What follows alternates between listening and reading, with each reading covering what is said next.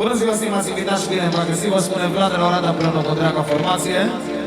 Casă de piatră mirilor noștri frumoși, multă sănătate și tot binele din lume, bineînțeles. Iar în cele ce urmează vreau să invit aici pe rândul de dans, alături de noi, pentru a începe în mod festiv acest eveniment. În aplauzele dumneavoastră, bineînțeles. Aplauze pentru mirii noștri, pentru primul lor dans, în calitate de soț și soție. Aplauze și gălăgie pentru mirii noștri, să încurajăm!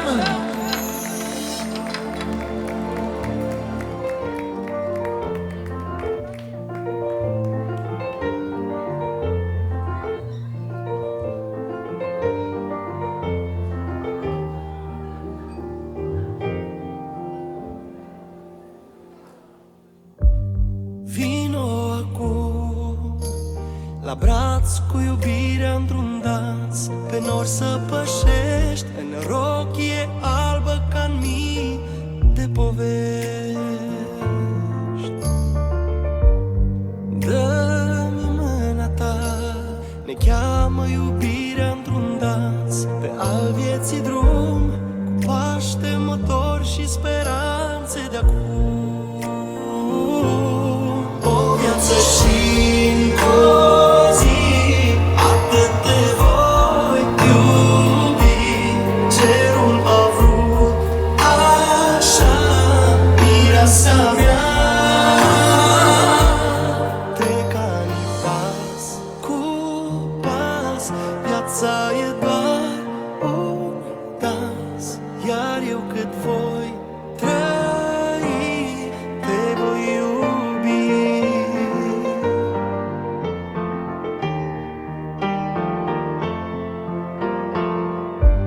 Simt dragostea în inima mea și a ta. E un cântec divin când sunt lângă tine, de mână te țin. Mireasa mea, voi fi lângă tine și atunci când timpul s-a scurs, când multe anotimpuri în urmă au apus. O viață și-ncă o zi, atât te voi iubi. Cerul a vrut așa, mireasa mea. Trec anii pas cu pas, viața e doar un dans, iar eu cât voi trăi, te voi iubi.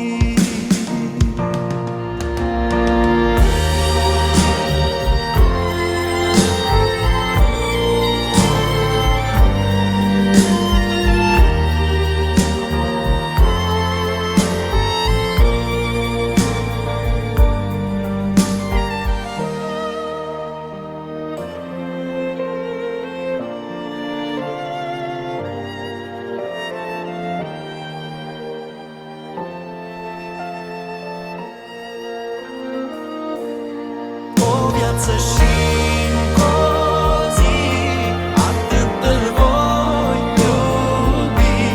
Cerul a vrut așa, mireasa mea. Trec anii pas cu pas, viața e doar un dans, iar eu cât voi trăi, te voi iubi. Aplauze pentru mirii noștri, Cosmin și Sabina.